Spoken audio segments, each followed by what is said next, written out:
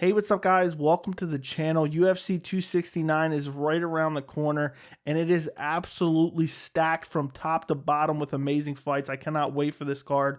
I'm going to be doing a bunch of breakdown and prediction videos for this card, but this video in particular is going to be my full breakdown and prediction of Josh Emmett versus Dan Ige, an amazing featherweight fight, two top 10 ranked guys, and this fight is on the prelims. That's how incredible this card is.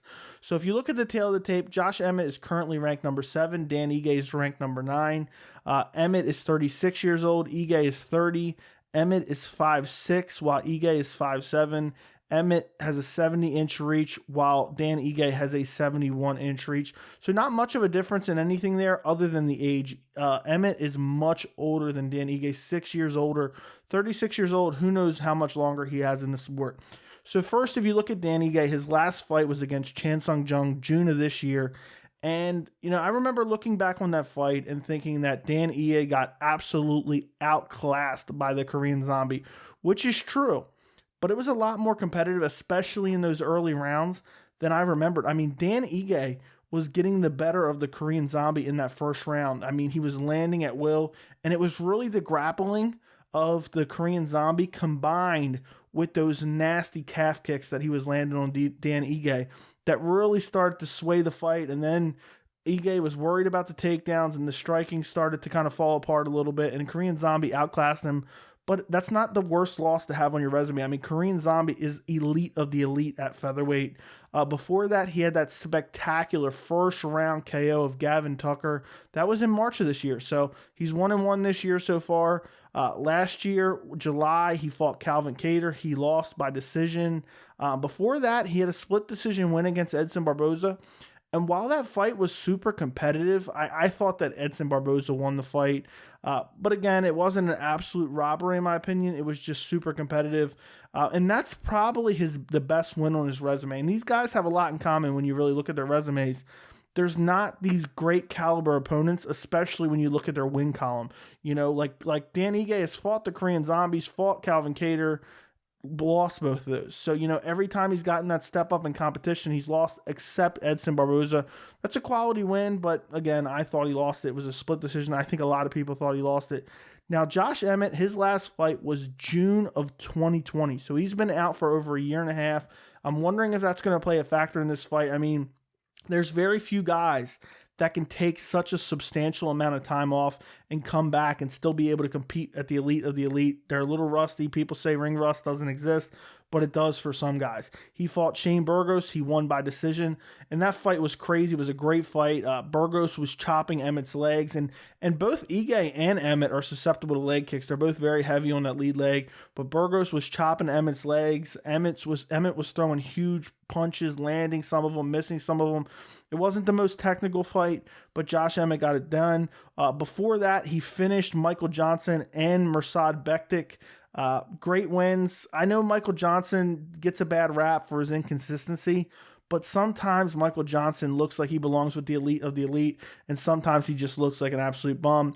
Before that, all the way back in February of 2018, he was brutally KO'd by Jeremy Stephens. This was a terrible loss and a terrible KO. Knocked him out cold, then jumped in with like a flying elbow, and I think this really affected him. I mean, this was a brutal KO. Before that, he had a KO win over Ricardo Lamas, which is probably the best win on his resume. For either one of these guys, not the best resume. They've had some step ups in competition, but it seems like they really end up losing them. The Jeremy Stephens is probably the best fighter on his resume, and that's, not aging very well now. Jeremy Stephens, I think, is on like a 4 or 5 fight losing streak. But I guess you could say the Shane Burgos win is a solid win. Shane Burgos has kind of, I don't want to say he's moving up right now, but he got that solid win over Billy Quarantillo.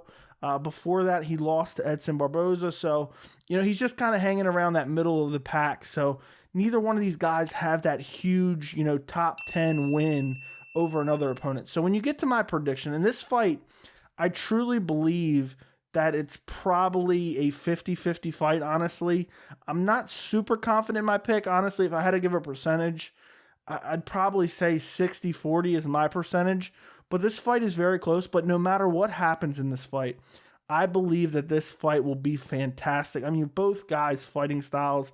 Dan Ige comes out just throwing heavy punches, and he's so fast and technical. And Josh Emmett, similar. I mean, he's not as technical in my opinion. He throws wild, wingy punches. He's looking for the knockout. Neither one of these guys seem like they're trying to go out there and really eke out a decision. Dan Ige seems like he's always looking for the finish. Josh Emmett seems like he's looking for the finish. And I think one of these guys will probably get finished. And I'm going to get to my prediction in a second. But one thing that stands out to me when I look at this fight is Josh Emmett, the time off. He's been off for so long, over a year and a half. And even before that, he was off a year, so he fought in June of 2020. The last time he fought before that was July of 2019. So almost a year there. And, he's had multiple fight cancellations in 2020. I think he had some injuries and I don't remember exactly what was going on with him, but it's hard to really trust the guy to come out and perform when he's been out for so long and having nagging injuries. But on the other side of things, you look at guys like Brian Ortega, who took 2 years off after Max Holloway, and he comes back and has that spectacular win over the Korean Zombie, then has this spectacular performance in a loss against Alexander Volkanovski. So there's some guys that can do it. They can come back after a long layoff and perform very well. I believe that Josh Emmett has the size advantage in this fight. I think he's going to be the bigger guy. Dan Ige is not a particularly big featherweight.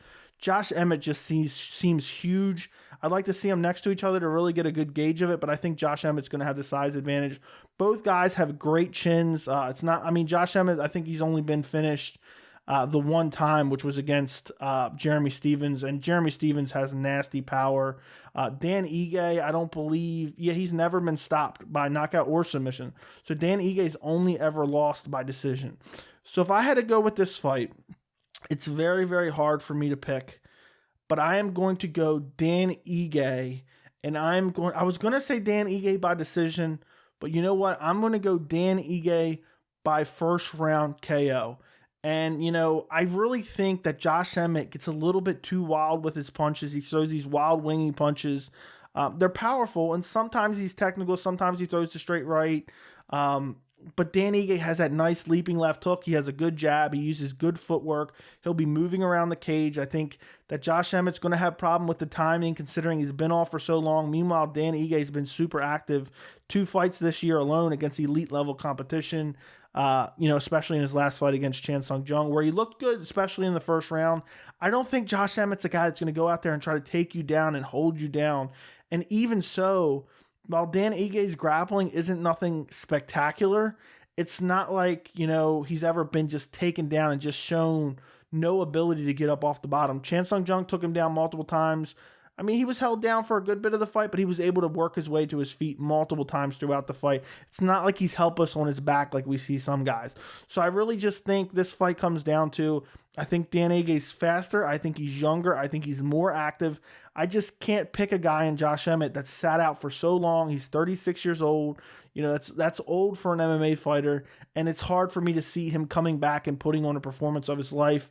I think he's a little bit too sloppy with the hands. Maybe he's drastically improved with the time off, but right now I just can't, that's not something I have seen. So I have to go with Dan Ige. I actually picked Dan Ige to beat the Korean Zombie. That was a terrible pick. Korean Zombie went out there and outclassed him. So maybe I'll get another Dan Ige pick wrong, but I think Josh Emmett's going to come out there. He's going to look for those sloppy power punches a little bit. I think Dan Ige is just going to be a bit faster than him, and I think he's going to clip him with a left hook and finish him in the first round. Maybe it's a TKO. I'll call it a TKO. But I just think Dan Ige is a younger fighter. I think he's going to win this fight. And I just don't think that Josh Emmett, I think his time has kind of passed him by. Maybe I'll be completely wrong. We will see at UFC 269. Let me know in the comments, because this was really a hard fight for me to pick. When I initially thought of it, my initial reaction was I thought Josh Emmett was going to win. I just thought he was bigger, stronger, probably had a bit more power. But after really thinking about it and looking at the striking abilities of both guys, I was like, you know what? I'm going with Dan Ige. I just think he's a little bit crisper. But let me know in the comments who you guys are picking. Don't forget to like the video, and thank you so much for watching.